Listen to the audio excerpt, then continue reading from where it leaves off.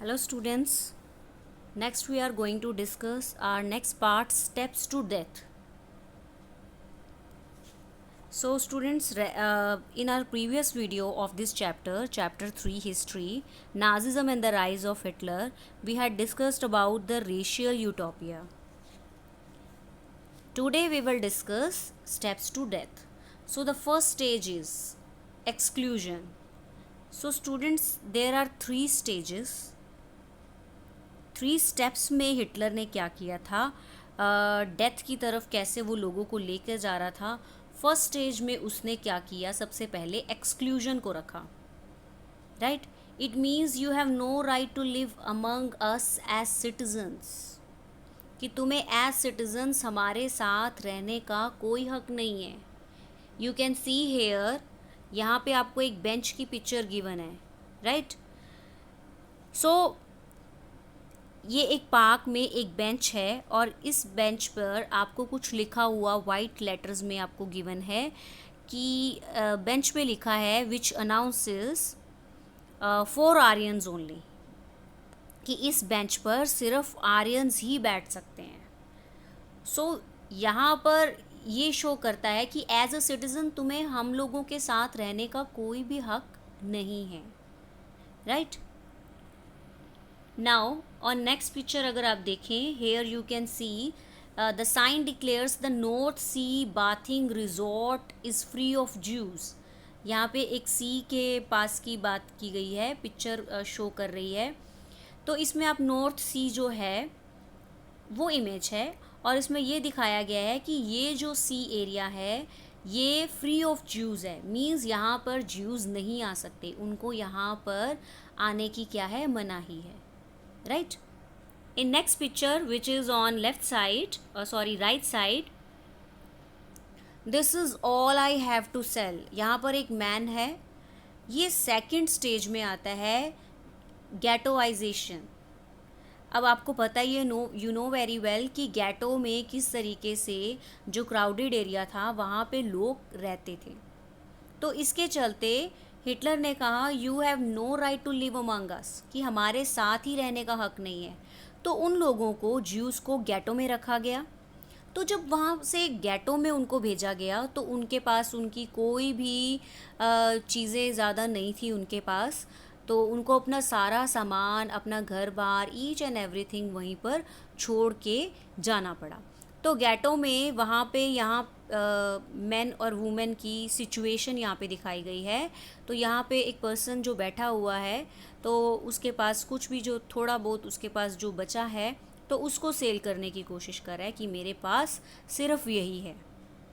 Right, now third stage है annihilation. Annihilation का मतलब क्या होता है, द एक्ट ऑफ डिस्ट्रॉइंग. अब यहाँ पे हिटलर कहता है you have no right to live, कि तुम्हें जीने का ही हक नहीं है. ऑन लेफ्ट साइड जो पिक्चर है इसमें दिखाया गया है लाइव वायर्स की पिक्चर है ये. इट मीन्स इनमें करंट है. तो एक पर्सन है, उसमें से भागने की कोशिश कर रहा है और होता क्या है, वो मर जाता है. राइट, और जो राइट साइड पे पिक्चर गिवन है वहाँ पर आप पाइल्स ऑफ क्लोथ्स देख सकते हो आउटसाइड द गैस चैम्बर. तो गैस चैम्बर में लेके जाने से पहले हिटलर क्या करते थे, इवन उन लोगों के जो क्लोथ्स हैं, कपड़े हैं, वो भी उतरवा लेते थे. राइट, ताकि जो गैस चैम्बर है वहाँ पर इतना ज़्यादा उनको क्लीन ना करना पड़े इन सब चीज़ों को. Right, next picture. So here on left side you can see the very beautiful pictures, जो कैमरे से अगर क्लिक की गई हैं ये पिक्चर तो देखने में तो बहुत अट्रैक्टिव लगती हैं, बट द रियलिटी बहुत ज़्यादा क्या थी, हार्श थी. क्रूएलिटी यहाँ पर हमें देखने को मिली. On right side you can see shoes taken away from prisoners before the final situation. तो फाइनल सिचुएशन से, सॉल्यूशन से पहले, मींस कि उनको मास किलिंग से पहले उनके जो लोग थे ज्यूज़, उनके क्या किए जाते थे, उनके शूज़ तक उतरवा लिए जाते थे. तो ये उनका ढेर लगा हुआ है. राइट, सो यहाँ पर इन पिक्चर्स से आपको क्लियर होता है कि किस तरीके से हिटलर ने क्या किया, डेथ को भी 3 स्टेजेस में डिवाइड किया. नाउ स्टूडेंट्स, टुडे अब हम डिस्कस करेंगे fourth part which is the youth in Nazi Germany, कि यूथ जो थे नाजी जर्मनी के उनके साथ क्या किया जाता था, राइट, उनको कैसा माना जाता था. So Hitler was fanatically interested in the youth of the country. तो वो यूथ में बहुत ज़्यादा इंटरेस्ट रहता था, एक जुनून सवार था. नाजी जर्मनी के जितने भी यूथ थे वो चाहता था कि वो स्ट्रॉन्ग बने, मैस्कुलिन बने, सो दैट कि आगे उनको वॉर में यूज़ किया जा सके. He felt that a strong Nazi society could be established only by teaching children Nazi ideology. वो मानता था कि सिर्फ नाजी आइडियोलॉजी से ही हम लोगों के अंदर बच्चों को पढ़ा सकते हैं. सिर्फ नाजी आइडियोलॉजी है जो नाजी सोसाइटी को स्ट्रॉन्ग बना सकती है, right. This required a control over the child both inside and outside school. तो ये पॉसिबल कहाँ हो सकता था? बच्चों पे कंट्रोल हम कहाँ रख सकते हैं? स्कूल में, राइट. तो शुरू से ही स्कूल में बच्चों पर कंट्रोल रखा गया, चाहे वो स्कूल के अंदर रखा गया चाहे वो बाहर. Now the thing is what happened in schools under Nazism. क्या हुआ? All schools were cleansed and purified. कि जितने भी स्कूल थे उनको क्लीन किया गया. क्लीन का यहाँ मतलब ये नहीं कि साफ सफाई, क्लीन का मतलब कि चेंजेस लाए गए स्कूल के अंदर, उनको प्योरीफाई किया गया. कैसे? This mean that teachers who were Jews और सीन एज पोलिटिकली अनरिलायबल वर डिसमिस्ड. तो जितने भी ज्यूज टीचर्स थे, राइट, तो या जिन पे हम विश्वास नहीं करते थे उनको डिसमिस कर दिया गया, स्कूल से निकाल दिया गया. क्योंकि टीचर्स स्कूल में हर कम्युनिटी के थे, ज्यूज भी थे, जिप्सिस भी थे, राइट, पॉलिश भी थे. Next, children were first segregated. तो सबसे पहले तो बच्चों को अलग अलग किया गया, जर्मन्स को, ज्यूज को. They could not sit together और प्ले टुगेदर. ना वो बैठ सकते थे साथ, ना खेल सकते थे. Subsequently undesirable children. कौन है अनडिज़ायरेबल चिल्ड्रन? जैसे कि ज्यूस, जितने भी फिजिकल हैंडीकैप थे, जिप्सिस थे, were thrown out of the school. उनको स्कूल से निकाल दिया गया. स्कूल से निकाल के क्या करते उनके साथ? मारना ही था उनको. And finally in the 1940s they were taken to the gas chamber. उनको गैस चैम्बर में ले जाया गया, जहाँ पर क्या करते थे वो पॉइजनस गैस रिलीज करते थे और उससे क्या था, मास किलिंग करते थे, right. Now next paragraph. Good German children were subjected to a process of Nazi schooling.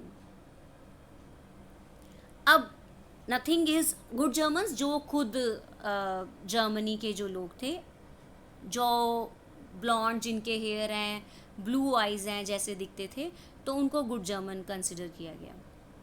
A prolonged period of ideological training. तो उनको एक पूरी लंबी पीरियड था जिसमें उनको नाजी आइडियोलॉजी की क्या देनी थी, ट्रेनिंग देनी थी. तो इस प्रोसेस को वो स्टार्ट करते हैं.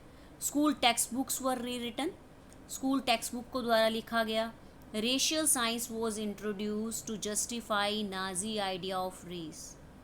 Stereotype about Jews were popularised even through math classes. तो रेशियल साइंस और मैथ क्लासेस, इन तरह के सब्जेक्ट से लोगों के माइंड में ये डाला गया नाजी रेस के बारे में कि नाजी रेस ही सुपीरियर है. स्टीरियोटाइप ज्यूज़ को लेकर जो भी इमेज थी, तो वो लोगों के माइंड में उन्होंने डालने की कोशिश की through these classes. Children were taught to be loyal and submissive, hate Jews, worship Hitler.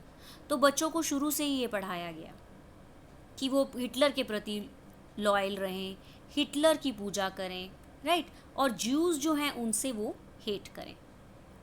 Even the functions of sport was to nurture a spirit of violence and aggression among children. Hitler believe that boxing could make children iron hearted, strong and masculine.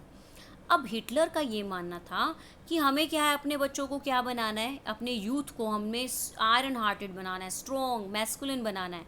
तो उसने क्या किया, उसने sports भी वही introduce किए जिससे कि बच्चे वॉयलेंट हो सकें, एग्रेसिव हो सकें. तो फंक्शंस ऑफ स्पोर्ट्स में भी बॉक्सिंग जैसे जो स्पोर्ट्स थे उनको क्या किया हिटलर ने, उसी का ही इंट्रोड्यूस किया और लोग बच्चों को उन्हीं को ही खेलने के लिए बोला गया, सो दैट वो आयरन हार्टेड बन सके, वॉयलेंट बन सके, एग्रेसिव बन सके, right. Now youth organization were made responsible for educating German youth in the spirit of national socialism. अब क्या था the spirit of national socialism? ये क्या थी? ये भी नाजी आइडियोलॉजी थी. यूथ ऑर्गेनाइजेशन बनाई गई अब जर्मन्स को नाजी आइडियोलॉजी उनके माइंड में लाने के लिए. तो उन्होंने क्या किया, इसको ना उन्होंने ईयर्स में डिवाइड कर दिया कि 10 to 14 ईयर्स के बच्चों को जंग वॉक में रखा गया. ठीक है, ये भी ऑर्गेनाइजेशन थी. 14 to 18 ईयर्स के हिटलर यूथ में ऑर्गेनाइजेशन थी, वहाँ थे. तो ऐसे हम देखते हैं कि 10 years old had to enter Jungvolk. तो जंग वॉक क्या है? Nazi youth group for children below 14 years of age, right. 10 to 14 years के बच्चे इस ऑर्गेनाइजेशन में थे. All boys had to join the Nazi youth organization, means Hitler Youth, where they learned to worship war, glorify aggression and violence, condemn democracy, hate Jews, communists, gypsies and all those categorized as undesirable. तो ये organisation किस लिए थी? इसी चीज़ के लिए थी कि बच्चों को ये सिखाया जाए कि वॉर की ही पूजा करनी है, एग्रेशन दिखाना है, वायलेंस दिखाना है, डेमोक्रेसी की निंदा करनी है. ठीक है, जितने भी ज्यूज़ हैं, कम्युनिस्ट हैं, जिप्सीज़ हैं, या ऐसी जोन सी भी बाकी की जो कैटेगरीज़ हैं अनडिज़ायरेबल हैं, उन सब से क्या करनी है? नफ़रत करनी है. तो ये सब चीज़ें ऑर्गेनाइजेशन में बच्चों को इसकी ट्रेनिंग दी जाती थी. तो जब वो 18 ईयर्स के हो जाते थे तो उनको क्या करना पड़ता था? After a period of rigorous ideological and physical training they joined the labour service usually at the age of 18. कैसे? मतलब आर्मी में अब उनको जाना पड़ता था. ये सारी ट्रेनिंग के बाद then they had to serve in the armed forces and enter one of the Nazi organisation. कि अब वो बच्चे अब क्या है, अब हमारा नाजी यूथ आफ्टर ट्रेनिंग के बाद, प्रॉपर फिजिकल ट्रेनिंग के बाद, नाजी आइडियोलॉजी की ट्रेनिंग के बाद, कि अब वो स्ट्रॉन्ग बन चुके हैं, अब इनको क्या कर सकते हैं? हम आर्मी में भेज सकते हैं. ऐसा था. Now coming to the next. The Youth League of the Nazi was founded in 1922. जो यूथ लीग थी नाजीज़ की, तो वो फाउंड हुई 1922 में. इसी का ही नाम बाद में चेंज कर दिया गया. 4 years later it was named Hitler youth. Hitler youth वही ऑर्गेनाइजेशन जो 14 to 18 ईयर्स के बच्चों के लिए थी, जिसमें उनको ट्रेनिंग दी जाती थी. To unify the youth movement under Nazi control, all other youth organization were systematically dissolved and finally banned. तो हुआ क्या? बाकी जितनी भी नाजी ऑर्गेनाइजेशन थी या दूसरी ऑर्गेनाइजेशन, सॉरी, ठीक है, तो उनको अब कंट्रोल में लाने के लिए अब इन्होंने बाकी जितनी भी ऑर्गेनाइजेशन है सबको क्या कर दिया? डिसॉल्व कर दिया, ख़त्म कर दिया, बैन कर दिया कि अब हमें किसी भी अलग ऑर्गेनाइजेशन की ज़रूरत नहीं है, राइट. तो ये सारा का सारा हमने क्या पढ़ा? About the youth in Nazi Germany, कि यूथ को हिटलर कैसे ट्रेन करता था, राइट. आई होप ये आपको पार्ट क्लियर हो गया होगा.